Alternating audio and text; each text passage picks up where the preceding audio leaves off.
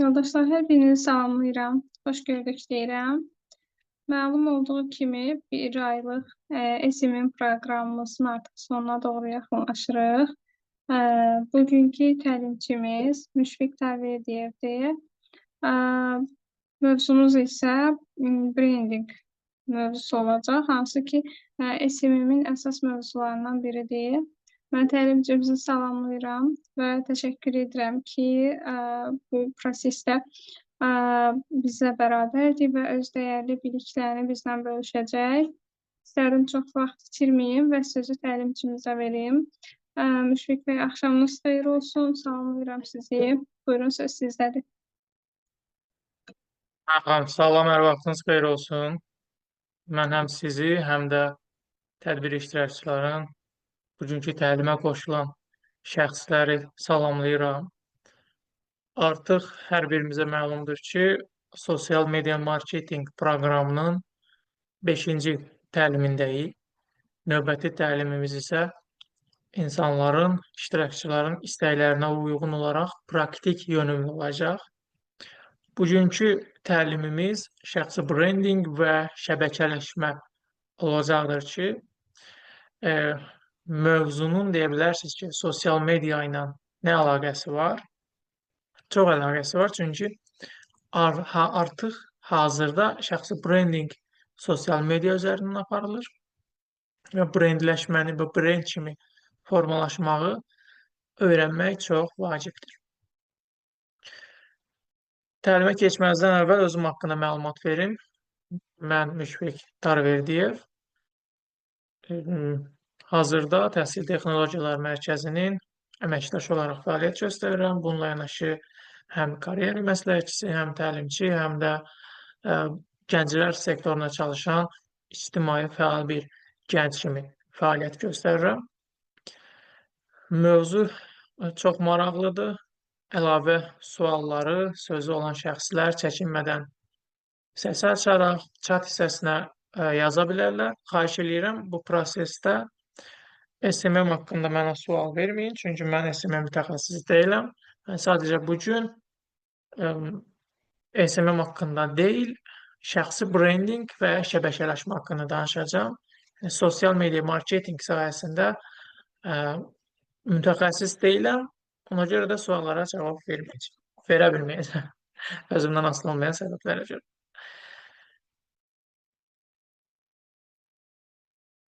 Təlimə keçməzdən əvvəl qısa bir sual soruşmaq istəyirəm ki, aramızda SMM mütəxəssisi və yaxud da sosial media marketinqlə birbaşa əlaqəsi olan insanlar varmı?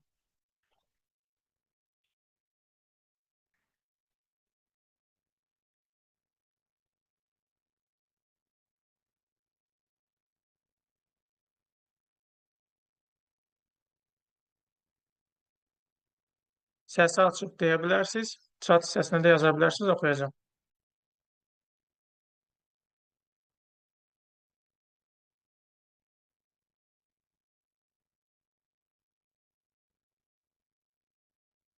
Ürəkli bir şəxs yoxdur.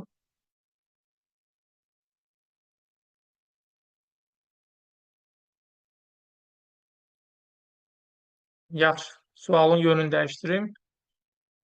Görüşdə olan şəxslər nə işlə məşğul olur? Yəni, məşğuliyyətiniz, peşəniz nədən ibarətdir? Salam. Yəni, nəticəsiz. Bəli, buyurun, Səriyə xanım. Hər vaxtınız xeyir. Hər vaxtınız xeyir olsun.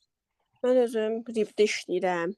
Sonra bir fəaliyyətim, yəni Dövlət Daxili İşlər Nazirliyindən fəaliyyətdəyəm. Harada işləyirsiniz? Üzr istəyirəm. Azərbaycan Respublikası Daxili İşlər Nazirliyi. Bəli. Bir də RIB-də gənclər üzrə koordinator rəhbəriyəm. Bir də şəxsi marketinqlə məşğulam, şəxsi obyektim var. Çox gözəl. Təşəkkür edirəm cavablandırdığınız üçün. Başqa fikir bildirmək istəyən şəxslər var.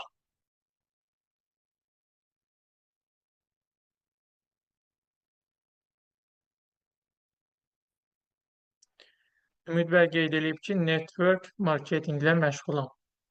Təşəkkür edirəm. Başqa fikir bildirən Bildirmək istəyən yoxdursa, aha, bildirənlər var. Könül xanım yazıb ki, müəlliməm, təhsil idarəsi ilə məşğulam. Bəli, çox gözəl. Rəisət xanım yazıb, kursda SMM menecer olaraq fəaliyyət göstərirəm. Tamara xanım yazıb, koordinator kimi fəaliyyət göstərirəm İngilis dili mərkəzində. Çox gözəl, təşəkkür edirəm. Sizləri tanımaq xoş idi. Təşəkkür edirəm sizə. İndi çox danışmazdan, danışmamış mövzuya keçək. Bugünkü mövzumuz dediyim kimi nə idi? Şəxsi brendinq idi. Ümumiyyətlə, şəxsi brendinqi necə adlandıra bilərik? Yəni, biz olmayanda, biz olmadığımız bir məkanda bizim haqqımızda, bizim barəmizdə insanların necə danışmağı, hansı formada danışmağı biz şəxsi brendinq adlandıra bilərik daha loru dildə. Misal üçün, el arasında da belə bir deyim var ki, ad-san insanın özündə nə deyir? Qabaq gedir, ad və san. Bugünkü təlimin məqsədi o adı, o sanı necə düzgün formalaşdırmaq, necə yadda qalmaq və özümüzü necə tanıtmağı öyrənməkdir. Çünki bu dövrdə təkcə bizim biliklərimiz yox, özümüzü necə təqdim etdiyimiz, özümüzü insanlara necə tanıtdığımız önəmlidir. Çox önəmlidir. Çünki biz yaxşı peşəkar mütəxəssis ola bilərik, amma insanların gözündə, insanların fikrində biz həmin sahə mütəxəssisi kimi görünməyə bilərik. O zaman insanlar artıq hər hansı bir insana bir sosial media marketinq mütəxəssisi lazım olduğu təqdirdə o sizin axı bilmir siz bu proseslə məşğulsunuz, siz SMM kimi fəaliyyət göstərirsiniz. Artıq sizə deyil, başqasına müraciət edəcək. Yəni, bir insana, misal üçün, prosesi daha darlaşdıraq, rayon götürək, saatlı. Saatlı rayonu üzrə SMM mütəxəssisi lazım olduqda, artıq ağlına həmin insanın siz gəlməlisiniz. Misal üçün, xanım biraz öncə dedi, RIP. RIP saatlıda təlim eləmək istəyir gənclərə, sosial media marketinq üzrə. Çox vaxt həmin təşkilat regiondan olan mütəxəssisləri cəlb edir prosesə. Regionda olan mütəxəssisləri cəlb edir ki, onlar keçsin gənclərə təlimi. Səriyə xanım, misal üçün, gənclərə təlim eləmək istəyir sosial media marketinq üzrə gənclər üçün. Onun ağlına ilk siz gəlməlisiniz, Gəncədə olan ki, filan şəxs, misal üçün, Mehdi bəy, Gəncədə peşəkar SMM mütəxəssisidir. Onu təlimə dəvət eləsək, onun bizə verdiyi fayda daha çox ola bilər. Bizə və gənclərə verdiyi fayda daha çox ola bilər. Yəni, ilk siz həmin şəxsin nədir? Ağlına gəlməlisiniz. Biz indi danışaq ki, brend nədir? Brend haqqında danışaq ki, şəxsi brendinqlə brendi biz eyni adlandırmırıq. Şəxsi brend insanların sənə dair yaratdığı təsəvvürdür. Yəni, insanların sənin haqqında danışdığı, insanların sənin haqqında düşüncəsidir. Bir insan haqqında heç tanımadan bir fikir formalaşdırdığımız olubmu heç ki, tanımadığımız bir insan haqqında nəsə fikir formalaşdıraq? Yəni, tanımırıq, amma fikri formalaşdıra bilirik. Nə ilə? Geyimi ilə, danışığı ilə, duruşu ilə. Artıq həmin şəxs haqqında bizim beynimizdə avtomatik olaraq özümüzdən asılı olmayaraq fikir formalaşır. Bax, buna da biz şəxsi brend deyə bilərik. Yəni, tam olaraq demirəm ki, geyim şəxsi brenddir, xeyr. Geyimimizlə də biz özümüzün şəxsi brendimizi formalaşdıra bilərik insanlar arasında. Yəni, insanlar bizim haqqımızda nə düşünür, nə danışır və biz nə ilə yadda qalırıq. Bunların hamısı bizim brendimizin bir hissəsidir. Atalarımızın bir gözəl sözü var. Deyir, adam var, adı var, özü yox. Adam var, özü var, adı yox. Yəni ki, biz nə etməliyik? Çalışmalıyıq ki, həm adımız olsun, həm özümüz olsun. Mən sizdən 2 dəqiqə üzr istəyirəm. Hal-hazırda kompüteri zaretkaya qoyub geri dönürəm.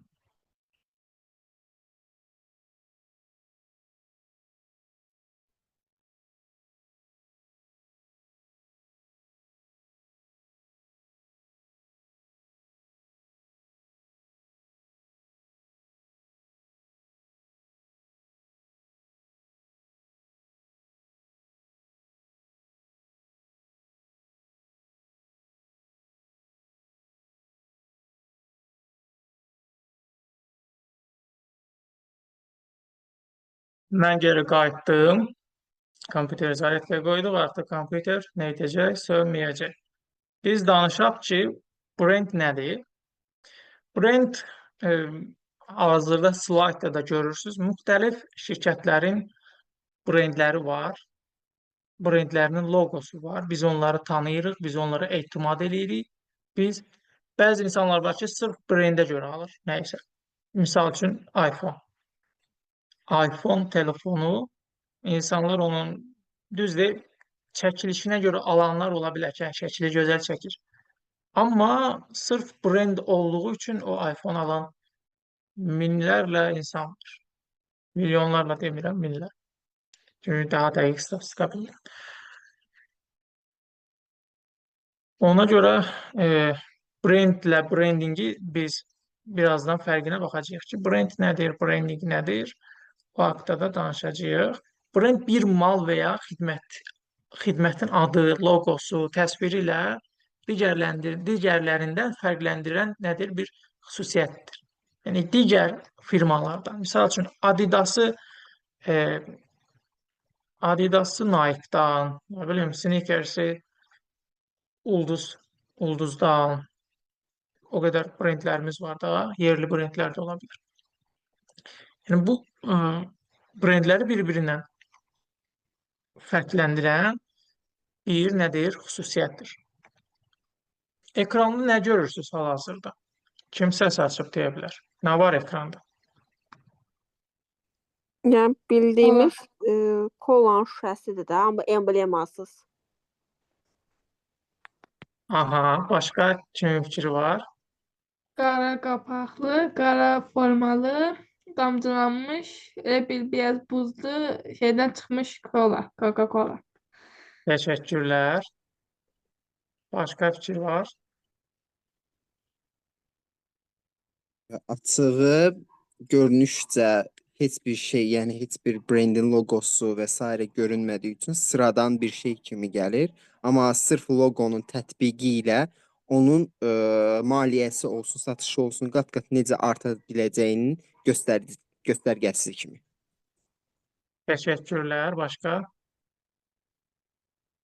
Əslində düşünürəm ki, sadəcə bu bir şüşədir, içində su var. Amma insanlar o qədər kolana alışıblar ki, bu şüşədə görməyə, direkt şüşəni görən kimi ağla kola brendi gəlir də. Təşəkkür edirəm. Başqa fikir var?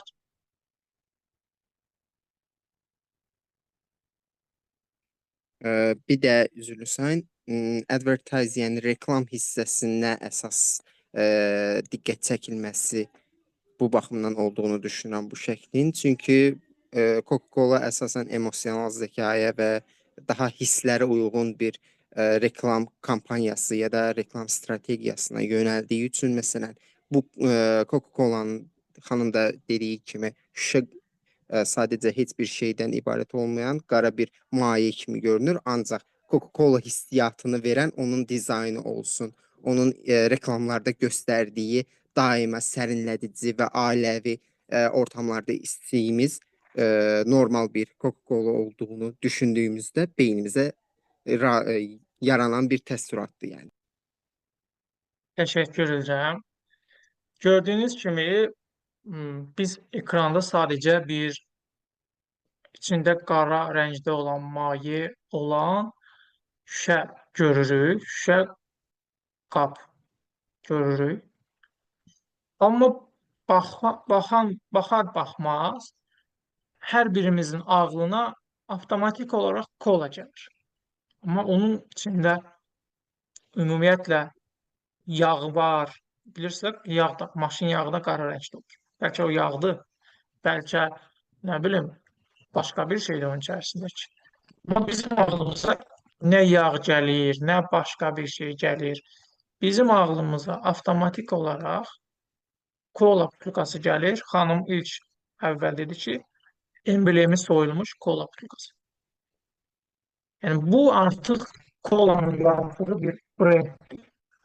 Brenddir ki, biz artıq butulkadan belə onu tanıyırıq.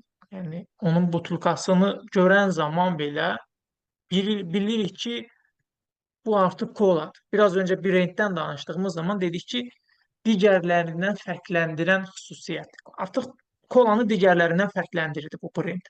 Yəni biz artıq buna Pepsi demirik, buna Sprite demirik, buna nə bilim başqa bir içki demirik, sərinləşdirici içki demirik, bunu avtomatik olaraq kola deyirik. Yəni artıq kola öz brendini elə formalaşdırıb ki, digərlərindən fərqləndirir xüsusiyyətlərinə görə. Bəs brendinq nədir? Brendinq istehlakçıların tələbatı olan məhsul və ya xidmət imici yaratmaq üçün həyata keçirilən ardıcıl tədbirlərdir. Daha qısa söyləsək, brendin idarə olunmasıdır. Yəni brendimizin idarə olunmasını biz nə adlandırırıq? Brendinq adlandırırıq ki, bu brendinqdə bizim həm gələcək karyeramızda, həm şəxsi həyatımızda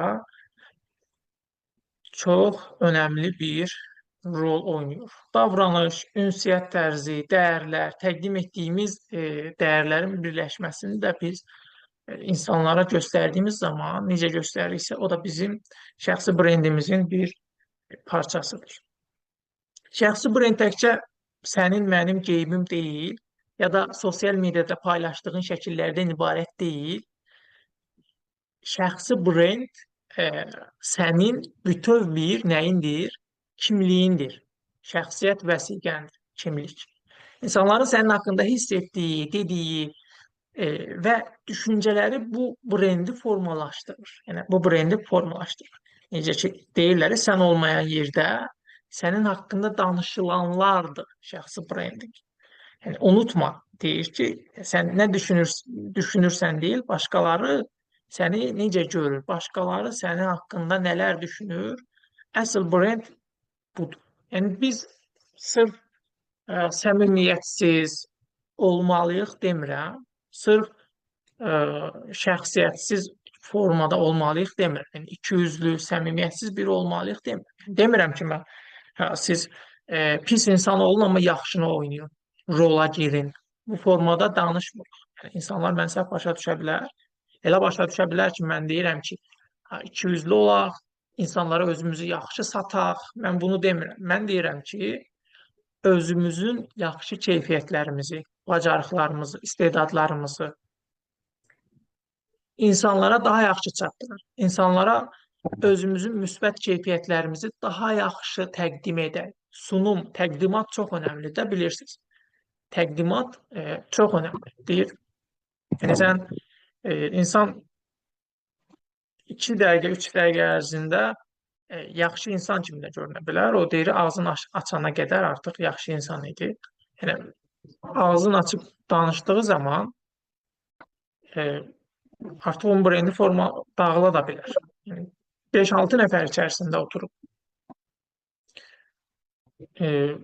oturduğumuz zaman biz həm danışığımıza, həm hərəkətlərimizə, həm ümumiyyətlə hər şeyə fikir verməliyik.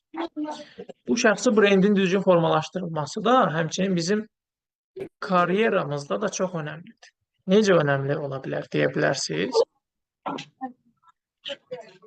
Elmir bəy səsi açıqdır. Bağlayaq. Tələbəlik illərindən çox hər birimiz tələbə oluruz da normalda. İnsanlar, tələbələr nə edir? Heç nə eləmir. Çoxluq tələbələr. Yəni, sadəcə universitetə gedir, imtahanlardan keçmək üçün yollar axtarır ki, mən necə eləyim imtahandan keçeyim, mən necə eləyim bu imtahanları bitirim. Bütün fokus imtahan olur. Sadəcə imtahana bir ay qalmış və yaxud da imtahan günü. Başqa nə ixtisas üzrə peşəkarlaşmağa fokuslanırlar, nə həmin ixtisas üzrə dostlar tapırlar. Misal üçün, mən marketinq oxuyuramsa, marketinq yönümlü şəxslərlə dostlaşmalıyam. Onların bilik və təcrübələrini öyrənməliyəm. Mentor dəstəyi almalıyam bu sahədə olan peşəkarlardan və öyrəndiyim bilikləri paylaşmalıyam. Yəni, tələbəlik illərindən bu brendi elə formalaşdırmalıyıq ki, artıq biz universiteti bitirdiyimiz zaman iş tapmaq bizim üçün problem olmasın. O, Sovet dövründə və indi də var o, amma dayday söhbəti. Amma bu dayday məsələsi tamam başqa bir formaya keçib, tamam fərqli formaya. Artıq bu şəxsi brend, insanın şəxsi brendi və networking-idir. Networking əhatəsidir. Yəni sən özünü səni işə götürə biləcək insanlara, səni potensial işə götürə biləcək insanlara bacarıqlı bir insan kimi tanıda bilsən universitet tələbəlik müddətində, artıq sən universiteti bitirdikdən sonra onların səni işə götürmə ehtimalı elə də aşağı faiz deyil. Yəni əlaqələrini düzgün şəkildə qursan, misal üçün birinə hər hansı bir işçi lazımdır, sənin əlaqən olduğu, WhatsApp-da ünsiyyətin olduğu, yolda gördükdə salamlaşdığı bir insan, ona bir işçi lazım olduqda, təbii ki, ağlında sən olacaqsan. Yəni, həmin insanlara, işə götürən insanlara necə bir işçi lazımdır? Tanıdığı, güvəndiyi, etibar eləyə biləcəyi bir insan. Onun sənin bacarıqlarına bələd olub da səni işə götürməmə ehtimalı aşağısı faizdir. Yəni, səni işə götürməyib, heç tanımadığı bir insana müsahibə yolu ilə işə götürmək biraz risklidir. Çünki o insanı tanımır, müsahibədə insan fərqli də görünə bilər. Yəni, ona görə də avtomatik olaraq əgər bir işçiyə ehtiyacı olduqda sənin bacarıqlarına, biliyinə və etimad elədiyi üçün səni işə götürəcək. Ona görə bu şəxsi brend çox önəmlidir, networking çox önəmlidir. Çalışaq keyfiyyətli insanlarla dostlaşaq. Dostlaşmasaq da salam sağolumuz olsun. Əlaqə yaradaq. WhatsApp üzərindən ola bilər, digər sosial media üzərindən ola bilər. Necə belə bir söz var ki, sən ətrafındakı insanların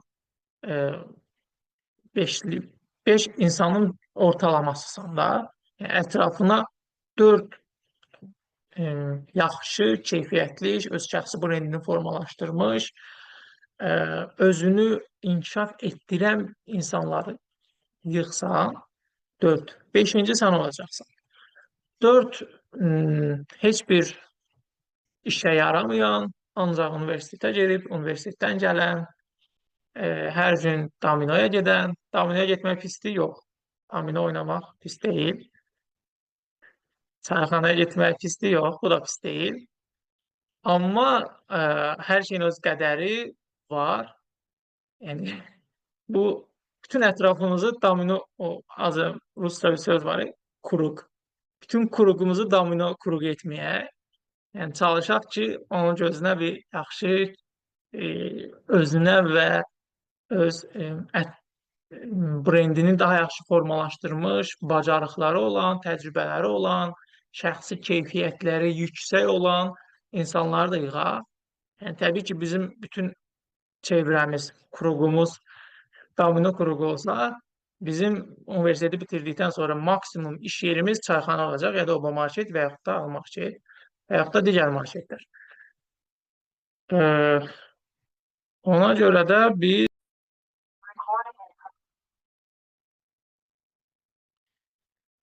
Deyəsən şəxsi brenddən biraz nə etdik, kənarlaşdıq.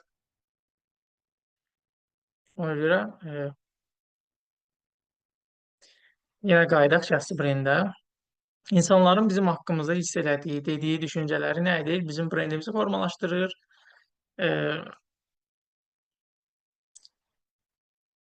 Şəxsi brendimizin vacibliyi haqqında danışsaq, bugün əmək bazarında deyir, minlərlə insan eyni ixtisası bitirir. Yəni, adi biz universitetə qəbul olduğumuz təqdirdə bizim qrupumuzda azı bir 30-40 nəfər, Bakıdakı olan universitetlərdə 100-120 nəfər və daha çox insan nə edir? Təhsil alır. Təhsil alır və onlar da bizdən biridir. Yəni, universitet məzunlarına baxsaq, ildə neçə min məzun olur? Təbii ki, onların hamısı iş tapırmı? Xeyr. Niyə biz o iş tapmayanlar sırasında olaq? Niyə iş tapanlar sırasında olmayaq? Ona görə də biz nə etməliyik? Bu müddətdə yadda qalan olmalıyıq. Özümüzü fərqli və dürüst şəkildə təqdim etməliyik. Şəxsi brend vasitəsilə insanların yanında etibar qazanmalıyıq. Özümüzü tanıtmalıyıq və bu çərçivədə özümüz üçün imkanlar yaratmalıyıq. özümüz üçün imkanlar yaratmalıyıq. Növbəti slaydlara keçid edək. Şəxsi brendinq haqqında. Dedik, şəxsi brendinq sən olmayanda insanların sənin haqqında nə dediyidir, nə dedikləridir. Yəni, necə danışdıqlarıdır. Şəxsi brendləşmə sənin özünlə bağlı insanlara nə dediyindir, yəni özünlə bağlı. İnsanın bilik, qabiliyyət və bacarıqlarının təcrübə və səriştəsinin müxtəlif insan qrupları tərəfindən qavranılmasıdır. İnsanların bizi necə tanıması bilavasitə bizdən asılı, tam da deyil də, bir növ bizdən asılı olan bir şey. Yəni, biz istəsək insanlara özümüzü yalançı kimi də təqdim eləyə bilərik. Biz istəsək özümüzü dürüst kimi də təqdim eləyə bilərik. İkiyüzlü kimi də təqdim eləyə bilərik. Dostcanlı kimi də təqdim eləyə bilərik. Bacarıqsız kimi, tənbəl kimi. Yəni, biz insanlara özümüz haqqında nə deyiriksə, o qədər bilir. Yəni, bizim onlara dediyimiz qədər onlar bizi tanıyır. Bizim onlara icazə verdiyimiz qədər onlar bizi tanıyır. Biz də özümüzü niyə pis insan kimi tanıdaq? Niyə yaxşı insan olmayaq? Əgər yaxşı insanıqsa, niyə yaxşı insan kimi tanımasın o bizi? Əgər yaxşı insanıqsa, bacarıqlı insanıqsa, təcrübəli insanıqsa, qoyaq ki, o bizi yaxşı insan kimi tanısın da, özümüzü doğru şəkildə təqdim edək.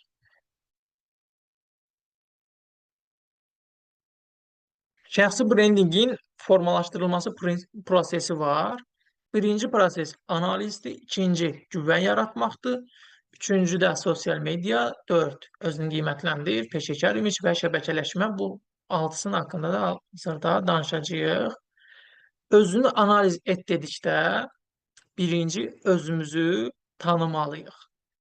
Yəni, özümüzü əgər tanımasaq, özümüzün bilik bacarıqlarımıza, özümüzün şəxsi keyfiyyətlərimizə bələd olmasaq, misal üçün nümunə kimi deyim, biri sizdən soruşur ki, filankəs necə insandır?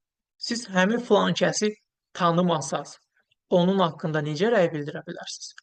Elə də ki, özünüz də həmçinin, siz gərək özünüzü tanıyasınız ki, doğru şəkildə. Özünüz haqqında insanlara doğru məlumat verə biləsiniz. Yəni, siz özünüzü tanımadığınız təqdirdə insanlara necə vaxtda məlumat verə bilərsiniz ki, yaxşı insan, bacarıqlı insan. Birinci özünüzü tanıyasınız. Özünüz bələd olasınız öz bilik bacarıqlarınıza, keyfiyyətlərinizə deyil. Daha sonra məlumat verəndə də verə biləsiniz. Ona görə də ən birinci nədir? Özünü analiz et, özünü tanıma mərhələsidir ki, bu karyera prosesində, karyera planlaması prosesinin birinci mərhələsidir. Özünü tanıma mərhələsi. Biz bunu necə edirik? Özünü tanıyan zaman bir neçə testlər var, bir neçə alətlər var ki, biz onlardan istifadə edirik. Özünü tanıyan insan özünün güclü, zəif cəhətlərini bilir, özünün maraqlarını bilir, bacarıqlarını bilir, təcrübələrini bilir, istedadlarını bilir, özü haqqında məlumat bazası var ki, bu insan pis olanda özünü necə hiss edir, yaxşı bir xəbər eşidəndə özünü necə davranır. Bu haqda özündə bir informasiya var həmin insanlarda. İnsanlarda güvən yarat. Yəni, insanlar səni təbii ki, yaxşı bir insan kimi tanınmalıdır ki, insanlar səni güvənməlidir. Sosial media paylaşımlarımıza diqqət edək. Maraqlandığınız şirkətlərin səhifəsini izləyin. Misal üçün, marketinq sahəsində oxuyursunuzsa, siz marketinq sahəsində peşəkar olan şirkətləri, yəni gələcəkdə işləməyə potensial olan şirkətləri, şəxsləri izləyin. Sahənizin mütəxəssislərini izləyin. Suallarınız olduğu təcdirdə soruşmaqdan çəkinməyin həmin şəxslərdən. Aktiv istifadəçi olun, fikir almaq üçün yazılan statuslara fikir bildirin, sorğularda iştirak edin, paylaşılan iş elanlarını nə edin, mütəmadi olaraq izləyin. Özünü qiymətləndir, özünü sorğula, özünün güclü cəhətin nədir, zəif cəhətin nədir? Biraz öncə danışdığımız hər şey bu prosesin içərisinə daxildir. Yəni, özünü qiymətləndir ki, mən kiməm, mən hara gedirəm, ümumiyyətlə mənim getdiyim yer üçün mənim bilik və bacarıqlarım kifayətdirmi? Nəyəsə ehtiyac varmı təkmilləşdirməyə?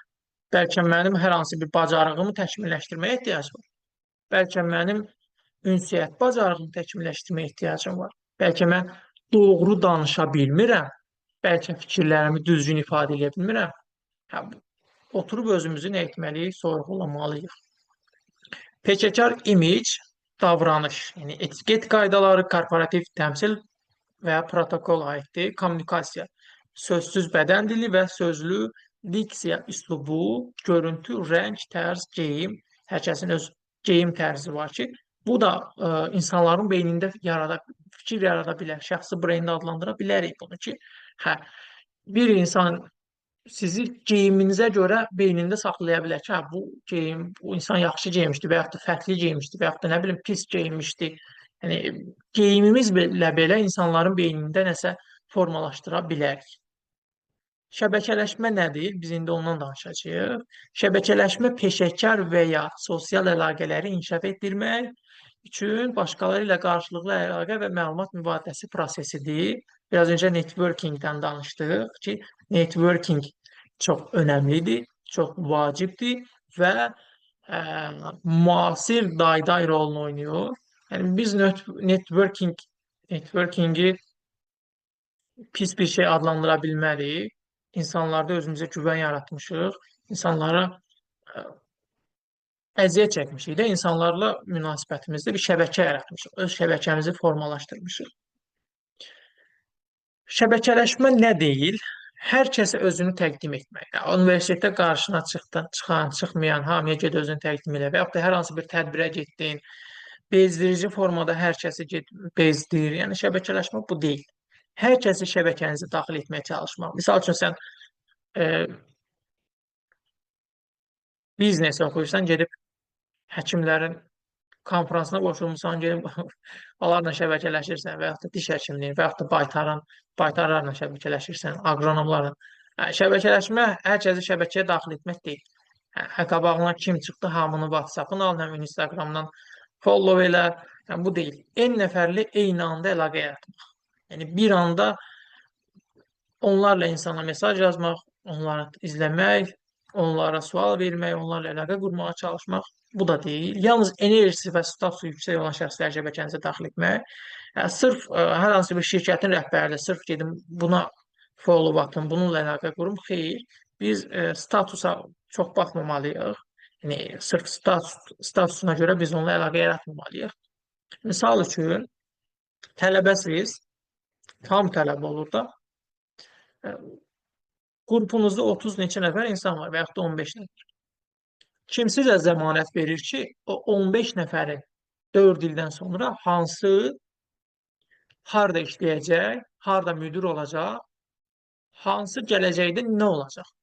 Zəmanət verirmi sizə? Xeyr. Yəni, siz əgər düşünsəniz ki, bu tələbədir, nə bilim, acından ölən biridir, üzr istəyirəm, bununla əlaqəyə niyə qurum ki mən? Ondansa gedim hər hansı bir şirkət rəhbəri ilə əlaqə qurum, onun əlaqəmə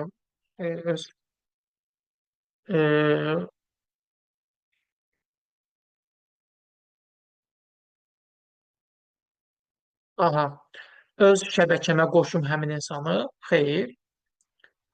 Tələbə yoldaşlarımızın da gələcəkdə hansı vəzifələrdə olacağını, onların da hansı statusda olacaqlarını biz bilmirik. Yəni, biz şəbəkələşmə quracağımız zaman sırf onun statusuna görə şəbəkə yaratmayaq. Tələbə yoldaşlarımızla da əlaqəni düzgün quraq, çalışaq bir-bir insanları özümüzə düşmən etməyək, düşmən qazanmayaq. Düşmən qazanmaq nə var? 2 dəqiqə içərisində bir insanla düşmən olmaq olar. Çalışaq insanları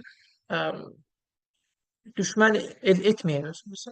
Niyə düşmən olaq? Yəni məcbur qalmadığımız təqdirdə bir insanla niyə düşmən olaq? Tez ruhdan düşmək də deyil, şəbəkələşmək, şəbəkənizə daxil etdiyiniz insanlarla əlaqəni davam etdirməmək də deyil. Hə, bir insanla əlaqəni qurdun, bir tədbirdə görüşdün, salamlaşdın, nəfs yox, iş bitdi. Yəni bu da deyil. Yəni biz onunla əlaqəni qurduqsa, ən azı bir aydan, 2 aydan bir onu hər an hardasa gördüyümüz zaman salamlaşaq, əlaqəmizi davam elətdirək, şəbəkəmizi daha da dərinləşdirək. Yəni, bir növbəti levelə atlayaq türklər demiş.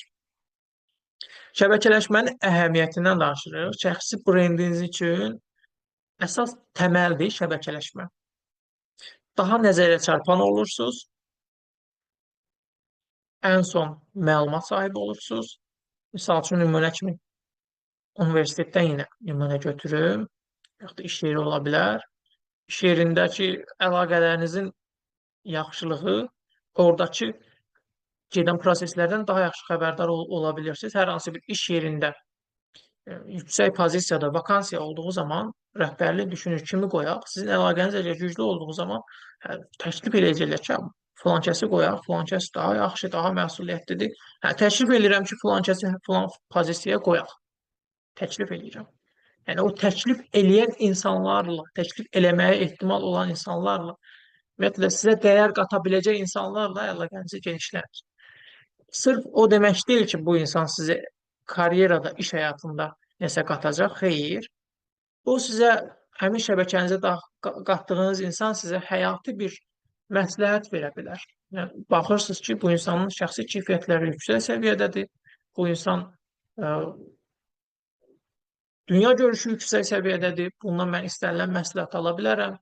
Bu həmin insanları biz şəxs öz brendimizə qata bilər, şəbəkəmizə. Vizyonumuz genişlənir. Misal üçün, siz bir məlumatı bilmirsiniz, bir yerə getməmişsiniz. Dostunuz gedib filan yeri, Amerikaya gedib və yaxud da nə bilim, gedib Çinin hər hansı bir bölgəsinə. O gəlir, söhbət edirsiniz, söhbətləşdiyiniz zaman oradakı mədəniyyətdən danışır ki, filan şeyi gördüm, filan şeyi elədim, nə bilim, neynədim.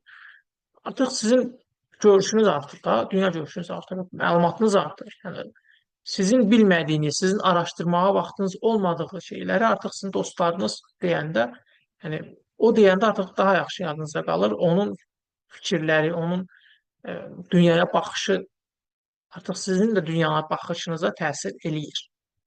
Peşənizə aid şəbəkənin bir parçasına çevrilirsiniz. Prosesləri nə edir? Sürətləndirir. Şəxsi brendingdə edilməməsi lazım olan məqamlar var.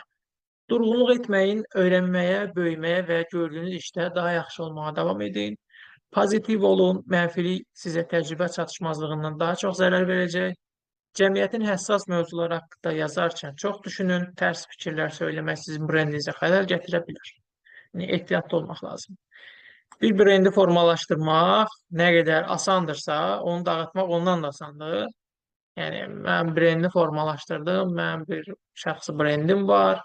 İnsanlar məni yaxşı tanıyır, bundan sonra mənə ölüm yoxdur. Başımın altına bir yastıq qoyum, onun da altına bir dənə də yastıq qoyum, yıxılım yatım. Yəni, mənə ölüm yoxdur. Düşünürsünüzsə, yanılırsınız. Şəxsi brendi formalaşdırmaq nə qədər çətindirsə, çətin olmağına baxmayaraq, onu bir dəqiqənin içərisində dağıda bilərsiniz. İnsanlar görürük ki, brendi yüksəkdir, tanınıb, şəxsiyyətdir, nə bilim, insanlar baxırıq ki, insanların etimadı var ona, amma hər hansı bir mənfi məlumat yayılır onun haqqında, bir dəqiqənin içərisində necə məlumat yayılır, artıq o fərqli situasiyalardır. Bir dəqiqənin içərisində o məlumatın yayılmağı ilə onun brendi alt üst olur. Təbii ki, şərböhtan deyilsə də, real bir məlumatdırsa, insanların artıq ona etimadı azalır. İnsanların artıq gözündə onun dəyəri düşür. Biz nə qədər əziyyət çəkiriksə də, bu brendi formalaşdırmağa, onu saxlamaq da o qədər əziyyətlidir. Yəni, həmin eforu onu, həmin breyni formalaşdırmaq üçün çəkir. Yaratdığımız bir e, sənət əsəri kimi baxa bilərsiniz özünüzə ki, siz özünüzü memarı ola bilərsiniz. Həmin o memar kimi, həmin o sənət əsərini qorumaqla da hökmlüsüz. Yəni, onu yaratmısınız, yaxşı eləmişsiniz, düzmü? Yaratmaq Allaha məxsus olan bir şeydir. Yəni, yaratmaq deyəndə başqa cür bir formada. Bu məsələni deyirəm. Formalaşdırmaq adlandıraq. Özünüzü formalaşdırmısınız, inkişaf elətdirmişsiniz. Həmin bu formalaşdırmağı nə etməlisiniz? Qorumağı da bacarmalısınız. Mən sizə təşəkkür edirəm. Qoşulduğunuz üçün, dinlədiyiniz üçün. Ümid edirəm ki, bu görüşdəki məlumatlar sizin həyatınızın hər hansı bir hissəsində lazımlı olacaq. Əgər şəbəkəmizi daha da genişləndirmək, daha networkingimizi inkişaf etdirmək istəyiriksə, burada öz sosial şəbəkə hesabımı qeyd eləmişəm. Bir-birimizi izləyərək şəbəkəmizi daha da genişləndirə, daha da keyfiyyətli bir şəkildə inkişaf etdirə bilərik. Əgər əlavə bir sualınız varsa, əlavə bir qeydiniz varsa, çəkinmədən bildirə bilərsiniz. Fikir mübadiləsi apara bilərik və s. bu kimi. Buyurun, sizi dinləyirəm.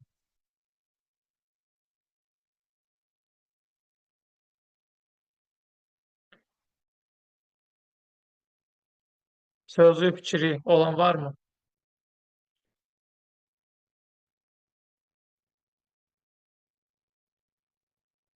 Yoxsa hamı çıxıb gedibmi? Mən öz-özümə danışıram mı?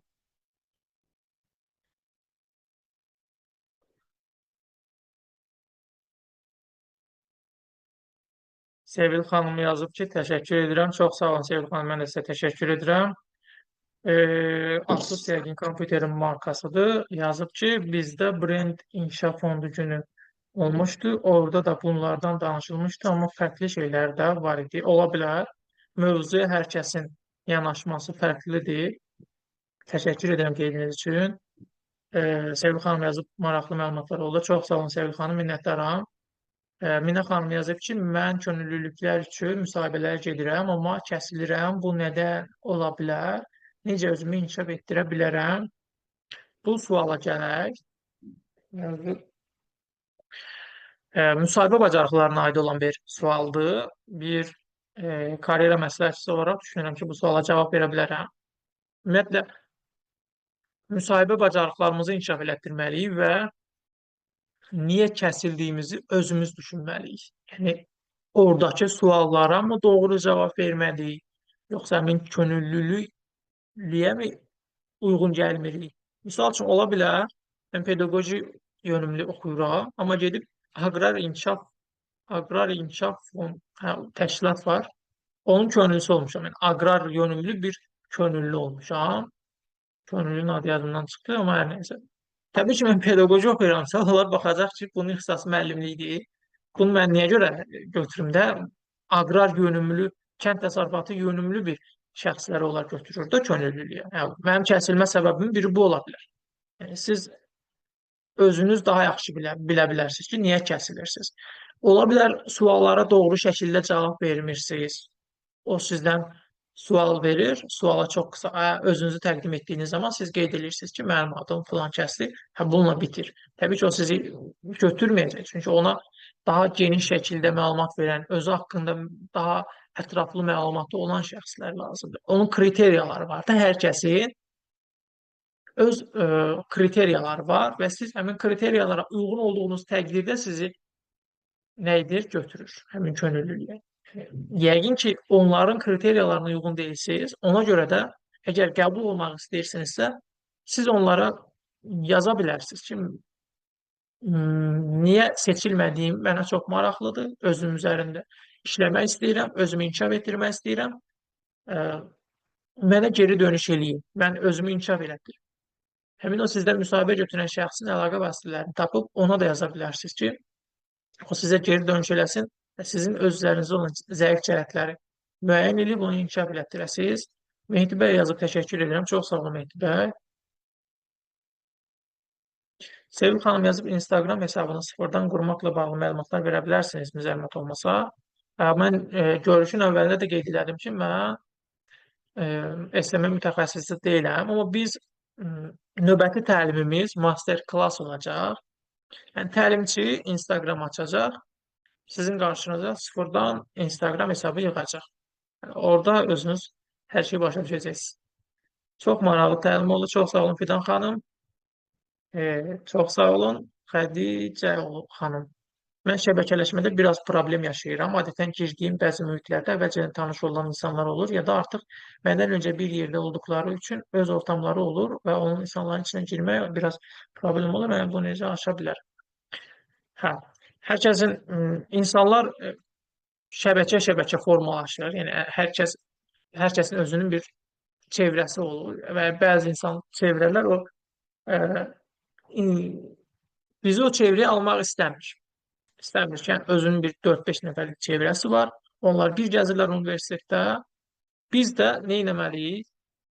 Yəni məcbur deyilik ki, gedib özümüzü istənməyən yerə salaq, onların çevrəsinə salaq. Tədbirlərə gedə bilərsiniz. Misal üçün, Sumqayıt şəhərindəsiz. Siz hər dəfə getdiyiniz yerə gelirsiniz deyə, misal üçün, hər dəfə bufetə gedirsiniz, hər dəfə kitabxanaya gedirsiniz, hər dəfə sinif otağına gedirsiniz deyə həmin insanları görürsünüz. Yəni, həmin insanlar olmayan yerlərə gedin, mühitlərə. Sumqayıt şəhərində olan könüllülük təşkilatlarının icra elədiyi tədbirlərə gedin. Konfranslara gedin. Bakıdasınızsa fürsətləriniz daha çoxdur, insan tanıma ehtimalınız daha çoxdur. Regionlardasınızsa biraz azdır, amma yenə var. Tədbirlərə qoşulun. Yəni, sizin hər dəfə gördüyünüz insanların olmayacaqları yerə getməyə çalışın ki, fərqli insanlar olma ehtimalı olan yerlər ki, siz yeni insanlar tanıyasınız. Yeni insanlar tanımaq üçün də keyfiyyətli insanların bir yerə toplaşdığı məkanlara gedə bilərsiniz. Tədbirlər olur. Yəni, onlarla tədbirlər olur. Gənclər Fondunun icra elədiyi tədbirlər, RİB-in icra elədiyi tədbirlər, Tələbə Gənclər Təşkilatının icra elədiyi tədbirlər olur. Çox vaxt, çox tələbə düşünür ki, mən o tələbələrlə işlədiyim üçün dəfələrlə qarşılaşıram. Düşünürlər ki, TGT-lərin və yaxud da könüllülük təşkilatlarının icra elədiyi tədbirlər boşdur, lazımsız şeydir, boş-boş vaxt itirirsiniz, lazım deyil. O təqdirdə, o vaxt lazımsız olur ki, sən məqsədsiz şəkildə gedirsən. Yəni, məqsədsiz şəkildə getdiyin bütün şeylər lazımsızdır. O, bir məsəl var, deyir, hədəfi olmayan gəmiyə heç nədir, külək də kömək ola bilməz də. Yəni, bir gəmi, yelkən ki, gəmi gedəcək yeri bilmir, məqsədi yoxdur. Külək onu necə aparsın ora? Hara aparsın külək? Külək onu dənizin ortasına oyna-boyna fırlayacaq. O da qalacaq dənizin ortasında. Nə bir yerə gedəcək, nə bir şey eləyəcək, qalacaq dənizin ortasında. Biraz öncə dediyim kimi, könüllülük təşkilatları və tələbə təşkilatları o vaxt lazımsız olur ki, o vaxt işə yaramayan olur ki, biz ora məqsədsiz şəkildə, şüursuz şəkildə gedirik. Niyə getdiyimizi bilmirik. O gedənlərin müəyyən bir hissəsi o məqsədlə gedir. Gedirlər və bir müddətdən sonra görürlər ki, lazımsızdır. Niyə? Çünki məqsədi yoxdur. O yüzden məqsədi yoxdur deyə onu lazımsız kimi hiss edir. Amma o mühiti biz özümüzə yaxşı bir formada çevirə bilərik. Öz əleyhimizə. Öz lehimizə çevirə bilərik. Orada bir yaxşı insanlar tanıya bilərik. O təşkilatlarda olan insanların böyük əksəriyyəti universiteti bitirdikdən sonra hər hansı bir yerdə ya universitetdə qalır vəzifəsi olur, TGT sədrinin. TGT sədrlərinin böyük əksəriyyəti universiteti bitirdikdən sonra universitetdə vəzifədə qalır. Və yaxud da TGT-nin üzvləri, və yaxud da hər hansı bir təşkilat, və yaxud da onların gələcəkdə bir yaxşı yerdə işləmə ehtimalı var da. Niyə də siz TGT sədri olmayasınız? Kimdən əksiksiniz? Misal üçün, bir universitetdə bir tələbə TGT sədri olursa, o da tələbədir, sən də tələbəsən. Niyə sən olmayasan? Niyə hər hansı bir təşkilatda, universitet daxilində bir rəhbər olmayasan? Artıq biz rəhbər olduğumuz zaman Hər hansı bir müsahibəyə gedəndə danışmağa dilimiz də olur da. Gedib hər gün universitetdə dərsə get gəl, get gəl. Hər hansı bir müsahibəyə gedəndə də soruşanda ki, nə etmisən? Heç nə. Neyib? Heç nə eləmir bax bu yaz. Neyib? Universitetə gedib, dərsini oxuyub qayıdıb gəlib evə. Oradan gedib nə bilim marketdən özünə makarondan filan alıb, makaron nə bilim qatıq. Nə alıb? Oradan gedib axşam Dominoya, gətir, nə bilim bulvarda fırlanıb. İnsan yazıq heç nə eləmir bax, nə danışacaq? Yalan danışmayacaq ki. Həqiqətən heç nə eləmir.